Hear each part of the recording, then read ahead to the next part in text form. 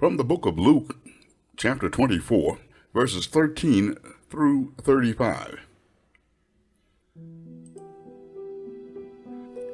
Now on that same day, two of them were going to a village called Emmaus, about 7 miles from Jerusalem, and talking with each other about all the things that had happened. While they were talking and discussing, Jesus himself came near and went with them. But their eyes were kept from recognizing him. And he said to them, "What are you discussing with each other while you walk along?" They stood still, looking sad.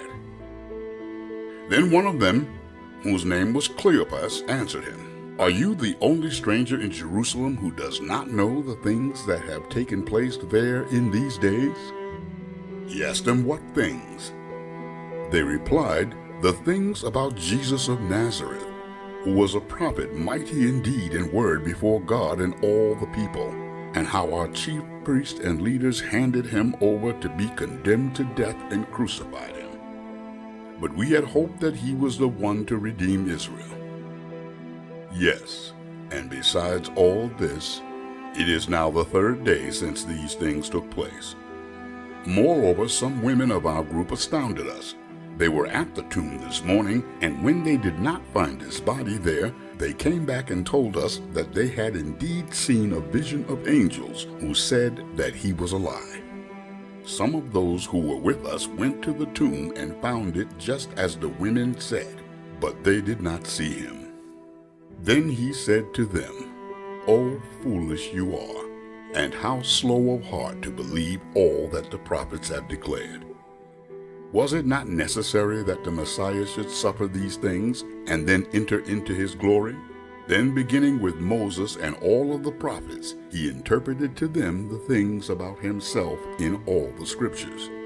As they came near the village to which they were going, he walked ahead as if he was going on. But they urged him strongly, saying, "Stay with us, because it is almost evening, and the day is now nearly over." So he went in to stay with them. When he was at table with them, he took bread, blessed and broke it, and gave it to them. Then their eyes were opened, and they recognized him, and he vanished from their sight. They said to each other, "Were our hearts not burning within us while he was talking to us on the road, while he was opening the scriptures to us?" That same hour they got up and returned to Jerusalem, and they found the 11 and their companions gathered together.